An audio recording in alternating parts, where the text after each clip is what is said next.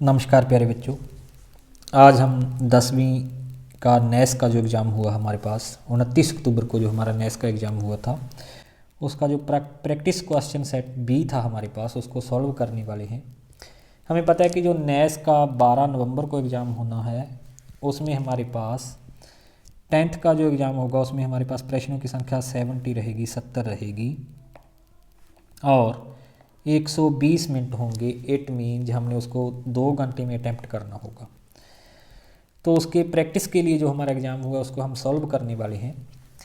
तो practice set में जो पहला क्वेश्चन था हमारे पास वह था कि प्रत्येक भाज्य संख्या को एक अद्वितीय रूप से अभाज्य संख्याओं के गुणनफल के रूप में व्यक्त किया जा सकता है। इनमें से कौन सा ऑप्शन इस प्रमेय के अनुसार लिखा जाता है। पहले तो जो गुणनफल में व्यक्त किया गया है वहाँ पे कौन सी संख्या होनी चाहिए, अभाज्य। यदि बी ऑप्शन में देखें जहाँ पे अभाज्य संख्या नहीं है, जहाँ पे भी अभाज्य संख्या नहीं है, जहाँ पे 2 की पावर 4 है, इट मीन्स 2 को 4 टाइम मल्टीप्लाई किया गया है और 2 एक अभाज्य संख्या है। तो किस रूप में लिखा जा सकता है। आंसर हमारा क्या था, ए ऑप्शन इसमें से हमारा आंसर था। हम कह सकते हैं कि जो फर्स्ट हमारा क्वेश्चन था उसका आंसर हमारे पास क्या था, उसका आंसर हमारे पास क्या था, ए। इसी प्रकार से हमारे पास जो सेकंड है, एक शून्येतर प्रमेय संख्या और एक अप्रमेय संख्या का गुणनफल होगा। तो जह सदैव क्या होता है, जह होता है हमारे पास, जह आंसर है हमारा अप्रमेय संख्या होगा। तो ए ऑप्शन इसका सही था, क्योंकि हम जानते हैं कि यदि हम किसी प्रमेय संख्या में अप्रमेय संख्या जोड़ दें या घटा दें तो हमारे पास क्या मिलता है, हमें अप्रमेय संख्या। यह प्रश्न भी आ सकता है, यदि हम किसी प्रमेय संख्या को अप्रमेय संख्या से गुणा कर दें तो भी क्या आता है, अप्रमेय। और यह उसने पूछा था हमसे कि किसी प्रमेय संख्या को अप्रमेय संख्या से गुणा किया गया है तो क्या होगा, अप्रमेय संख्या होगी। आगे है हमारे पास, जब एक धनात्मक पूर्णांक a को 5 से भाग देंगे तो शेषफल r के मान क्या हो सकते हैं। जिस संख्या से हम भाग दे रहे हैं, किससे भाग दे रहे हैं, 5 से। जिस भी संख्या से हम भाग दें, जिस संख्या से हम a को भाग दे रहे हैं तो शेषफल हमेशा उस भागफल से छोटा होता है। इट मीन जिस 5 से छोटा होगा। तो हमारा जो राइट आंसर है इसमें कौन सा रहेगा, इसमें हमारा राइट आंसर क्या रहेगा, डी रहेगा। तो इसे हम इस प्रकार से करेंगे। इसके बाद है हमारे पास, इनमें से वह संख्या बताओ जो वास्तविक पूर्णांक व प्रमेय संख्या तीनों के समूह में हो। किस प्रकार की हो, वास्तविक पूर्णांक व प्रमेय। अब यदि जहाँ पे देखें हम, जहाँ पे यह हमारे पास पूर्णांक नहीं है और यह भी पूर्णांक नहीं है, यह भी डेसिमल आ गया समथिंग, यह भी पूर्णांक नहीं है, तो -27 ये पूर्णांक भी है, प्रमेय भी है, क्योंकि -27/1 लिख सकते हैं हम, और यह वास्तविक संख्या भी है। तो हमारा आंसर इसमें क्या रहेगा, इसमें हमारा आंसर जो रहने वाला है वो क्या है, ए ऑप्शन। इसके बाद है, इनमें से कौन से व्यंजक 3 × 4x + 5 के तुल्य है। तो हमने गुणा कर देनी है, बस कुछ नहीं करना। आंसर हमारा बी ऑप्शन है। दो अभाज्य संख्याओं का HCF क्या होगा। एग्जाम्पल के तौर पर कोई दो अभाज्य संख्या ले लो आप, जैसे हमने एक 2 ले ली, एक 3 ले ली। इनका HCF हाईएस्ट कॉमन फैक्टर निकालना है हमने। 2 के जो हाईएस्ट कॉमन फैक्टर सदैव क्या आता है, 1। तो इसका आंसर हमारा क्या होगा, इसमें आंसर, इसमें हमारा आंसर जो होगा वह होगा, दो अभाज्य संख्याओं का HCF होगा 1। यह आंसर हमारा आ जाएगा। आगे है हमारे पास बहुपद px² minus 14x² minus 2x minus 12 के शून्यांकों का योग। तो हमें पता है कि किसी क्वाड्रेटिक जो पॉलिनोमियल है वह किस रूप का होता है, ax² + bx + c, और उसके शून्यांकों का योग क्या होता है, योग होता है -b/a। अब योग जो है दिए रखा है, देख कितना दे रखा है, 1। -b क्या हो गया, -2, और a कितना हो गया, k² - 14 = 1। यदि सॉल्व कर लें 16 और k क्या आ गया, +-4। तो आंसर हमारा क्या होगा इसमें जो हमारा आंसर है वह होगा हमारे पास डी ऑप्शन हमारा आंसर होगा। इसी प्रकार से बहुपद px = ax² + bx + c के लिए कौन सा कथन सही नहीं है। अब हमें पता है कि द्विघात बहुपद है तो दो वास्तविक शून्यंक होंगे, जो पहला है वह तो सही होगा।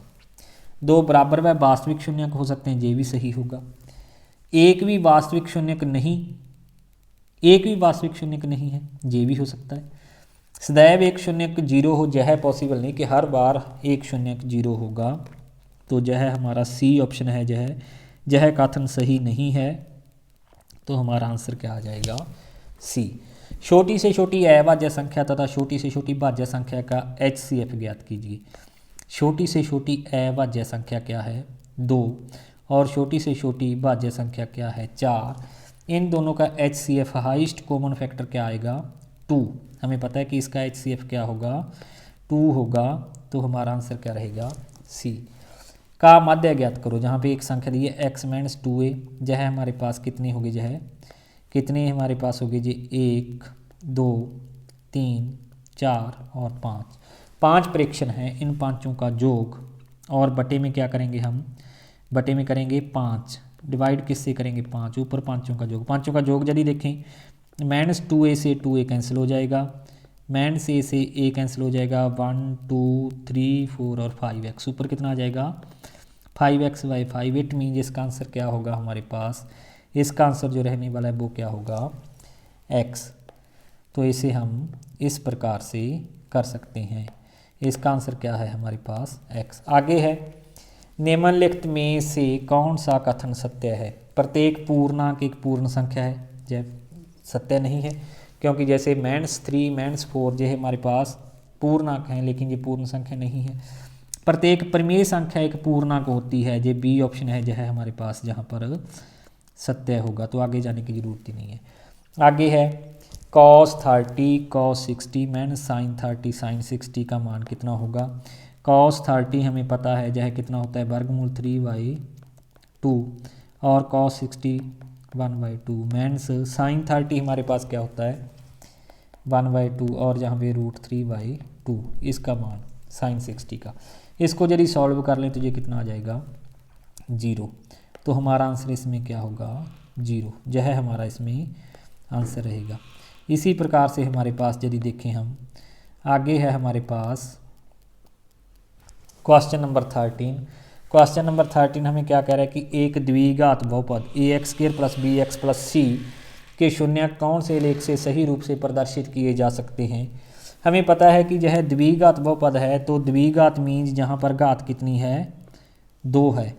यदि जहाँ पे हमारे पास 2 घात है तो 2 शून्यक होंगे, और 2 शून्यक होंगे तो यह जो है हमारे पास जो व्यंजक है, इसका आलेख x एक्सिस को कितनी जगह पे प्रतिच्छेद करेगा? 2 पे। जहाँ पे तो 1 पे कर रहा है, पहले में कितने पे कर रहा है? 1 पे। यह नहीं हो सकता, और लास्ट में किसी पे नहीं कर रहा, ये भी नहीं हो सकता। जहाँ पे क्या है, यह 2 बिंदुओं पर प्रतिच्छेद कर रहा है, और यह क्या था? द्विघात बहुपद था, और इसके 2 शून्यक होंगे, मीन्स यह x एक्सिस को 2 बिंदुओं पर प्रतिच्छेद करेंगे।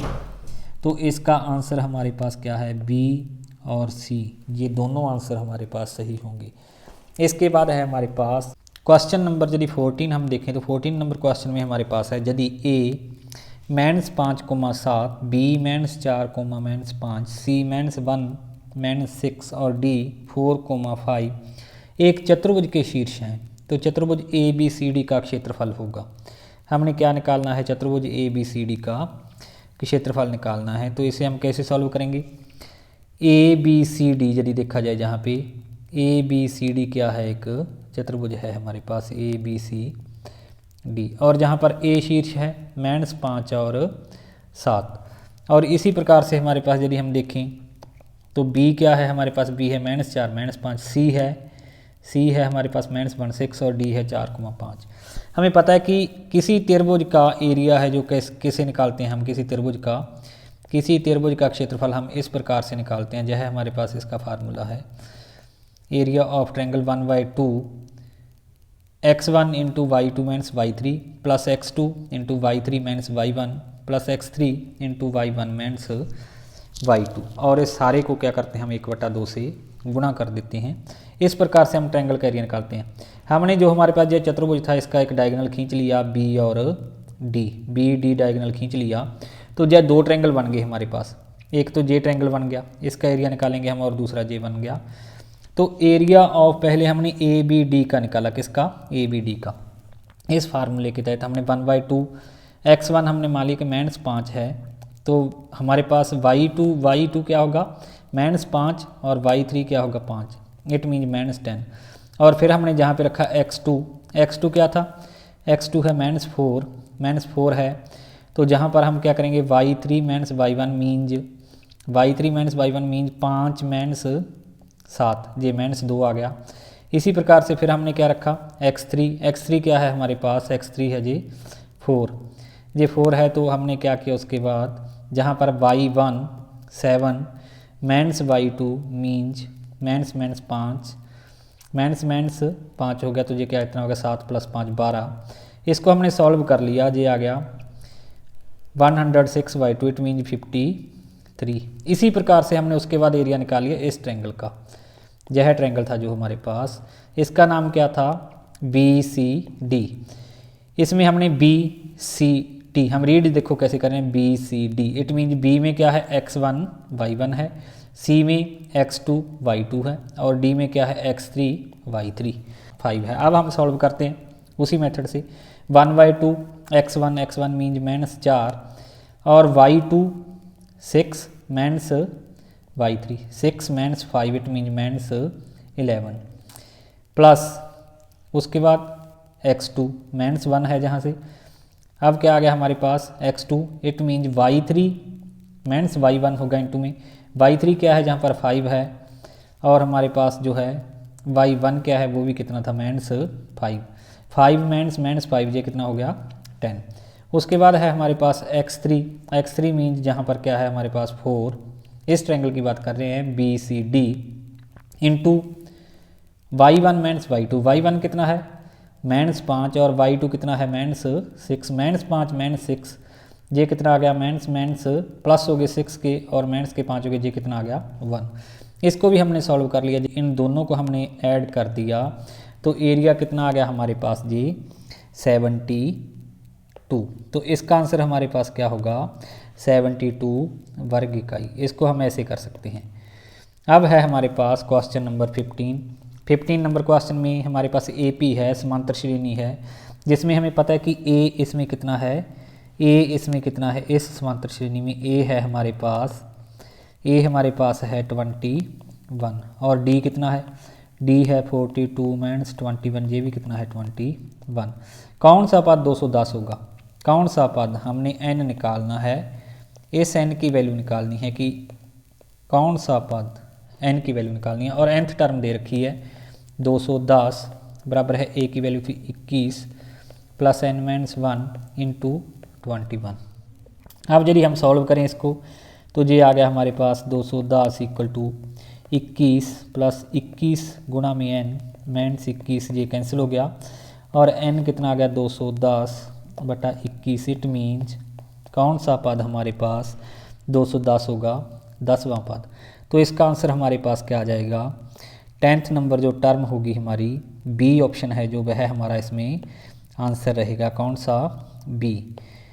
तो इसे हम इस प्रकार से कर सकते हैं। अब हमारे पास अगला क्वेश्चन है, यदि हम देखें तो अगले क्वेश्चन में है हमारे पास निम्नलिखित में से कौन सा समीकरण x अक्ष के समांतर है। x अक्ष के समांतर कब होगा, जब हमारे पास y = समथिंग दिया हो और x क्या हो 0 हो, x 0। इट मीन्स यदि हम देखें, जहाँ पर देखें किस प्रकार की जो है कैसे ड्रा करेंगे हम इसे कार्तीय तल में 1 2 3 और 4।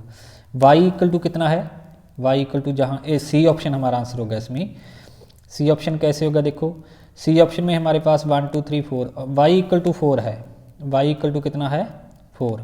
y = 4 के लिए हम ये लाइन ड्रा कर सकते हैं, क्योंकि यदि हम ऐसे लिख लें 0x + y = 4, तो y = क्या है 4 - 0x। अब x कोई भी वैल्यू हो 0 1 2 ये तो 0 ही हो जाएगा, और y कितना रहेगा, y हमारे पास कितना रहेगा सदैव 4।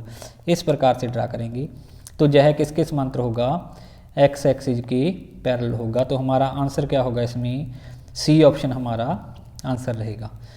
इसी प्रकार से यदि हम देखें हमारे पास नेक्स्ट क्वेश्चन है, नेक्स्ट क्वेश्चन में हमारे पास है एक ठेकेदार पहले मीटर के लिए 1000 रुपये की लागत से 50 मीटर गहरा एक कुआं खोदने के लिए सहमत है। पहले मीटर के लिए वह कितने रुपए लेगा? 1000। यह समांतर श्रेणी का बड़ा क्वेश्चन है। ए हमारे पास कितना है? 1000 और 50 मीटर, एन कितना है हमारे पास? 50, एन इक्वल टू 50 है। दूसरे मीटर के लिए 1040, पहला मीटर 1000 है, दूसरा 1040 है। इट मीन्स जो डी है वह कितना होगा? 1040 माइनस 1000 कितना रहेगा जी? 40। तीसरे मीटर के लिए 1080, जैसे समांतर श्रेणी बन गई। देखो 1000, 1040 और तीसरी टर्म 1080। कुआं खोदने की कुल लागत कितनी होगी? इट मीन्स हमने किसको ऐड करना है? 1000, 1040, 1080, इस प्रकार की कितनी टर्म को हमने ऐड करना है? 50 टर्म को। तो सम ऑफ 50 टर्म हमें पता है क्या होता है। एन टर्म क्या होता है? n/2, क्योंकि एन टर्म क्या होता है? n/2, 2a plus n minus 1 into D. अब n कितना है? 50, ये हो गया 50/2।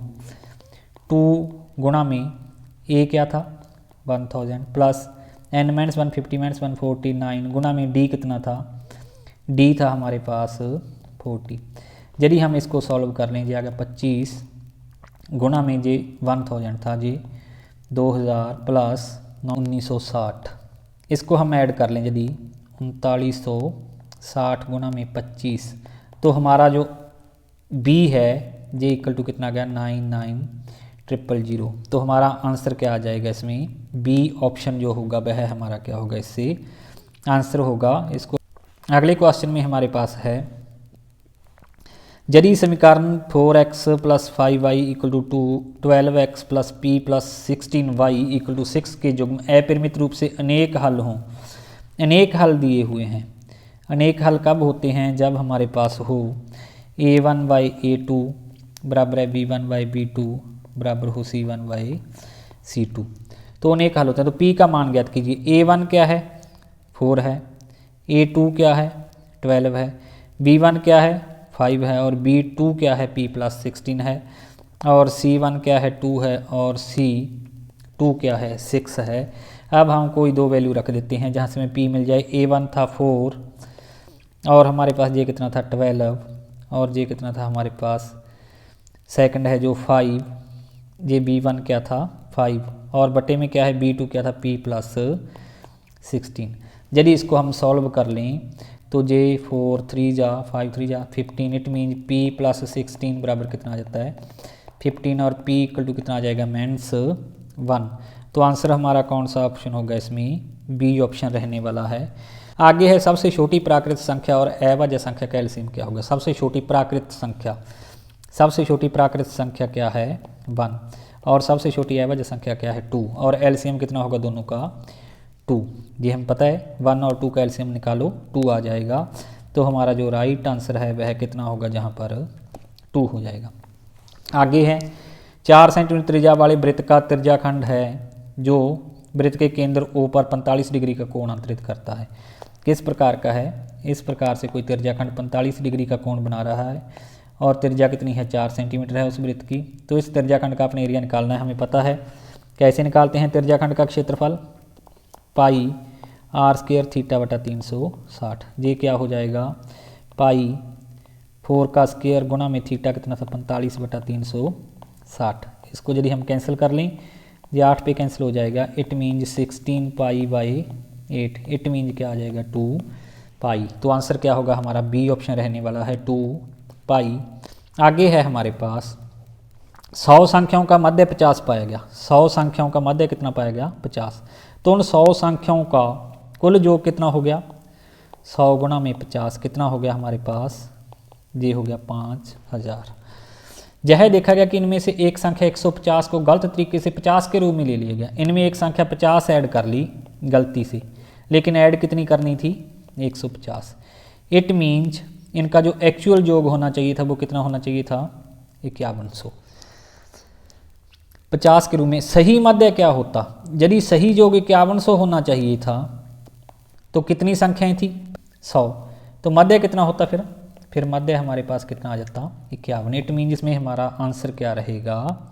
सी ऑप्शन 51। आगे है एक त्रिभुज के शीर्ष 4,5 1,3 6,7 हैं, त्रिभुज का क्षेत्रफल होगा। तो हम जानते हैं कि त्रिभुज का क्षेत्रफल क्या होगा, पहले हम पढ़ चुके हैं कि एरिया ऑफ ट्रायंगल क्या होता है। एरिया ऑफ जो ट्रायंगल है वह है 1/2 x1 क्या है 4, y2 minus y3 it mean 3 minus 7, ये कितना आ गया माइनस 4, प्लस x2 कितना है 1।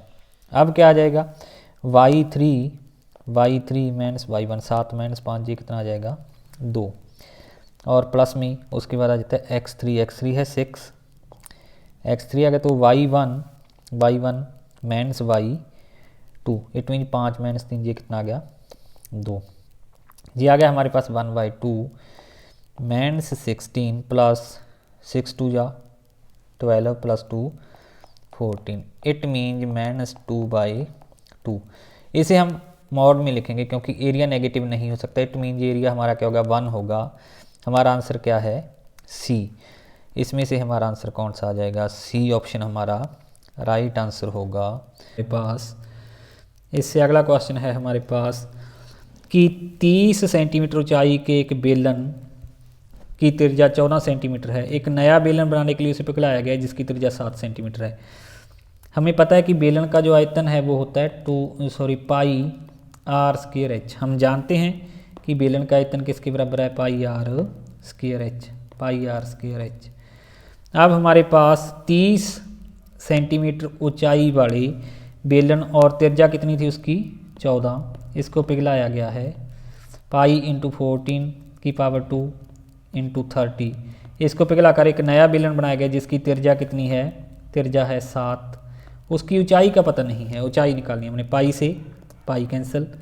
अब एच हमारे पास क्या आ गया 14 गुना 30 बटा 7 गुना 7, 7 2 जा 2 2 जा 4 3 जा 12, 30 से था तो 120 हो गया। ये हमारा आंसर क्या आ जाएगा इसमें 120। नए अब आगे है हमारे पास 4 बिंदुओं P -2, 2, 4 बिंदुओं -2, 2, -4, -3, -4 और -5 में वह बिंदु जो दूसरे चतुर्थांश में है। अब पता है हमें कि पहले चतुर्थांश में हमारे पास दोनों बिंदु क्या होते हैं पॉजिटिव, और दूसरे में हमारे पास x नेगेटिव y क्या होता है पॉजिटिव, तीसरे में दोनों नेगेटिव, और चौथे में हमारे पास x पॉजिटिव और y नेगेटिव। अब दूसरे चतुर्थांश में वही बिंदु होगा जिसका पहला साइन नेगेटिव है और दूसरा पॉजिटिव है। पहला नेगेटिव और दूसरा पॉजिटिव इसका है, तो इसका आंसर हमारा क्या रहेगा P। ए ऑप्शन है जो वही हमारा आंसर रह जाएगा। तो हम आगे है हमारे पास एक वृत्त की त्रिज्या जिसकी परिधि और क्षेत्रफल संख्यात्मक रूप से बराबर है। वृत्त की त्रिज्या हमने ज्ञात करनी है जिसकी परिधि कैसे निकालते हैं 2 पाई आर, उसके क्षेत्रफल के बराबर है, और क्षेत्रफल कैसे निकालते हैं पाई आर स्क्वायर। तो यदि हम पाई से पाई कैंसिल कर दें और ये आर इसके बटे में ले जाएं तो 2 इक्वल टू क्या आ गया आर, तो उसकी हमारे पास त्रिज्या क्या होगी उस वृत्त की 2 इकाई। तो आंसर हमारा क्या रहने वाला है इसमें 2 इकाई। एक शंकु के आधार की त्रिज्या, कोई शंकु है हमारे पास, उसके आधार की त्रिज्या कितनी है 6 और ऊंचाई कितनी है 8। पहले तो हम एल निकालेंगे, एल होगा हमारे पास 8 स्क्वायर प्लस 6 का स्क्वायर और इसका square root 64 plus 36, it means ये कितना आ गया 10। जे एल के आगे हमारे पास जे 10 आ गई। अब हमने वक्र पृष्ठीय क्षेत्रफल निकालने हैं और शंकु का क्या होता है पाई आर एल। पाई है इट इज आर कितना था 6 और एल कितना आ गया 10, it means 60 pi. C option है जो वह हमारा क्या है इसमें आंसर है सी। अगला क्वेश्चन कह रहा है कि दो बेलों की त्रिज्याएं 2:3 के अनुपात में, उनकी ऊंचाई का अनुपात 5:3 है, उनके आयतनों का अनुपात क्या होगा। तो आयतन कैसे निकालते हैं हम, हमें पता है कि पाई आर स्क्वायर एच, पहले में हो जाएगा पाई आर कितना था 2 का स्क्वायर इंटू एच हो जाएगी। एच कितनी थी, एच थी हमारे पास जहाँ पे 5, 2 का स्क्वायर इंटू 5, और रेशो में है तो हमने इसलिए रेशो ही लिख ली। दूसरी की क्या हो जाएगी पाई आर स्क्वायर, आर दूसरे की कितनी है 3 का स्क्वायर, और एच दूसरे में कितनी है 3। अब पाई से पाई कैंसिल, 2 2 जा 4 इंटू 5 20, 3 3 जा 9 इंटू 3 कितना आ गया 27, तो हमारा जो आंसर है वो आंसर क्या होगा, सी ऑप्शन हमारा इसमें आंसर रहेगा। आगे है हमारे पास, दी गई कृति में ए बी और सी ई दो जीवाएं पी पर लंबत हैं। ए बी और ए बी, एक तो जे है हमारे पास और एक जे है, जे एक दूसरे पर लंबत हैं। जे एंगल कितने के हैं, 90-90 के हैं। यदि ए डी सी 130 है, जे 130 है और हमें जे पता है कि जे सारी की सारी क्या है, चक्रीय है। 130 है तो जे कितने का होगा, इसका और इसका जो 180 होगा। जे एंगल कितने का आ जाएगा, जे जो एंगल है, जे एंगल कितना आएगा 180 - 130, जे कितना आ जाएगा 50। जे एंगल हमें मिल गया, जे कितने का है 50 का, और जे एंगल कितने का है 90 का। 50 + 90, तो अब ये थर्ड एंगल इस ट्रायंगल में जे कितना हो जाएगा, क्योंकि तीसरा एंगल निकालना है, तीनों का जो 180 होगा और जे कितना रह जाएगा 90 + 50 140, और जे कितना रह गया 40 डिग्री। अब आगे वो कह रहा है कि बी सी बराबर है बी ई। इस ट्रायंगल सारे में इसमें जे साइड है जो इसके इक्वल है, बी सी बराबर है बी ई। अब यदि जे एंगल 40 है तो जे भी 40 होगा, क्योंकि जे साइड जो दोनों इक्वल हैं। समान भुजाओं के सम्मुख कोण किसी ट्रायंगल में इक्वल होते हैं। जे 40 है, जे भी 40 है। अब इस यदि सारे ट्रायंगल में आ जाएं हम, इसमें इस वाले ट्रायंगल में, इस ट्रायंगल में जे एंगल 40 का और जे भी 40 का, जे दोनों 40 के, 40 + 40 80, तो जे एंगल कितना रह गया, तीनों एंगल का जोड़ होगा 180। इट मीन जे एंगल कितने का है 100 डिग्री का। बी ऑप्शन हमारा क्या रहेगा, इसमें आंसर रहेगा। बी ऑप्शन हमारा राइट आंसर होगा इसमें। इसी प्रकार से है हमारे पास जो अगला क्वेश्चन है वो क्या है, एक लंबवृत्तीय बेलन का व्यास 10 सेंटीमीटर है, ऊंचाई 4 सेंटीमीटर है, उसका संपूर्ण पृष्ठीय क्षेत्रफल कैसे निकालते हैं बेलन का, 2πr h + r। अब 2π r क्या है हमारे पास, r व्यास 10 है तो r कितनी है 5, और h कितनी है, h है हमारे पास 4, और r कितनी है 5। 5 × 4 = 9, 9 × 5 = 45, 45 × 2 = 90। पाई हमारा आंसर रहने वाला है। इट मीन्स इसमें हमारा जो है सी ऑप्शन वह है राइट आंसर के रूप में आएगा। आगे है, दो सर्वांग समवृत्तों के चाप अपने केंद्रों पर 60 डिग्री और 20 डिग्री के कोण अंतरित करते हैं। चापों की लंबाई का अनुपात। अब हम जानते हैं कि चापों की लंबाई कैसे निकालते हैं। चापों की लंबाई हमारे पास होती है 2πr θ/360। चाप की लंबाई क्या होगी 2πr θ/360। इट मीन 60/360 इंटू, अनुपात निकालना है तो अनुपात में लिख लेते हैं 2πr θ 20/360। अब इससे तो ये कैंसिल हो गया, ये हमारे पास जे 1/6 आ गया, और जे कितना आ गया, जे आ गया 1/18। 1/6 रेशो क्या आ गया 1/18। इसको हमने 18 को हटाना है, 18 जहाँ पे चला गया और 6 जहाँ पे, रेशो क्या आ गई 3:1। तो सी जो ऑप्शन है वह हमारा राइट आंसर है इसमें। आगे है हमारे पास 10 छात्रों द्वारा प्राप्त अंकों का मध्य 32 है। इट मीन्स कुल अंकों का जो कितना हो गया उनके 32 × 10 320। 10 छात्रों की बात हो रही है। 5 छात्रों द्वारा प्राप्त अंकों का मध्य 35 है। 5 छात्रों के अंकों का कुल जो कितना हो गया 35 × 5 175। 15 छात्रों का जो टोटल 15 होगी, पहले तो इनके अंकों का हम कुल योग निकालेंगे 320 + 175। इन 15 का मध्य क्या होगा बटे में 15, क्योंकि 10 का जी हो गया 5 का जी हो गया। अब हमारे पास ये 5 9 और ये 4 बटे में 15 है, 15 × 3 = 45, 15 × 3 = 45। इट मीन 33 हमारा राइट आंसर हो गया। सी ऑप्शन इसमें राइट आंसर होगा। कि 32 नंबर क्वेश्चन है, दी गई कृति में ओ वृत्त का केंद्र है, यदि ए सी बी 30 डिग्री है जो है तो ए ओ बी किसके बराबर होगा। हम जानते हैं कि केंद्र पर बना कोण शेष परिधि पर बने कोण से दुगुना होता है, इससे दुगुना होगा तो ये कितना होगा 30 × 2 कितना होगा 60 डिग्री का 60। अब आगे है, दो खंबे ए बी 6 मीटर और सी डी क्या है 11 मीटर। ये 6 मीटर है और ये 11 मीटर ज़मीन पर खड़े हैं। चित्र में दिखाया गया है बी सी 12 मीटर है, ये बी सी कितनी 12 मीटर है, ए डी बराबर है, तो ए डी का मान कितना होगा जे निकालना है। जहाँ से हम इसके समांतर रेखा खींचेंगे नीचे वाली के बी सी के, जे 12 है तो जे भी 12 होगी, और जे कितनी रह जाएगी ई डी जे रह जाएगी 11 - 6 जे कितनी रहेगी, जहाँ तक जे रहेगी हमारे पास 5। हमने जे निकालना है कर्ण इस समकोण त्रिभुज में। हमें पता है जे किसके बराबर होगा, 12 का स्क्वायर और 5 का स्क्वायर, इसका स्क्वायर रूट। इट मीन्स जे हमारे पास कितना आ गया, 169 का वर्गमूल 13। आंसर हमारा क्या होगा, ए ऑप्शन होगा। हमने पाइथागोरस प्रमेय का यूज कर दिया इसमें कर करने। आगे है दी गई कृति में डी ई पैरेलल है, डी ई पैरेलल है बी सी। जो डी ई है वह बी सी के पैरेलल है। इन्हें कोई जह रेखा काट रही है। हमें पता है जे कोण और जे कोण क्या होंगे, इक्वल होंगे। इसको हम क्या कह सकते हैं, संगत कोण है। और इसी प्रकार से ए डी ई और ए बी सी दोनों में ए कोण क्या होगा, इक्वल। यह कोण क्या होगा, सार्व हो गया और यह दोनों कोण इक्वल हो गए। इट मीन्स ट्रायंगल जो है ए डी ई है वो क्या है, समरूप है ट्रायंगल ए बी सी। और समरूप त्रिभुजों की संगत भुजाएं समान अनुपात में होती है। जहाँ से यदि हम ए डी बटा लिख लें, बी लिख लें, तो वहाँ से हम क्या लिख सकते हैं, दूसरे से हम लिख सकते हैं डी ई बटे में क्या लिख सकते हैं, बी सी सी। अब ए डी कितना था हमारे पास 2, ए बी कितना था 5, डी ई 3 था और बी सी हमें पता नहीं, तो बी सी कितना आ गया 5 थी 15/2। इट मीन्स 7.5 हमारा राइट आंसर है। तो ये है हमारे पास एक बाहरी बिंदु P से, एक बाहरी बिंदु P से, कोई बाहरी बिंदु P है, P से वृत्त पर खींची गई दो स्पर्श रेखाएं एक दूसरे पर लंबवत हैं। दोनों स्पर्श रेखाएं कितने डिग्री का कोण बन रहा है, 90 का। यदि स्पर्श रेखाओं की लंबाई कितनी है, 6 सेंटीमीटर।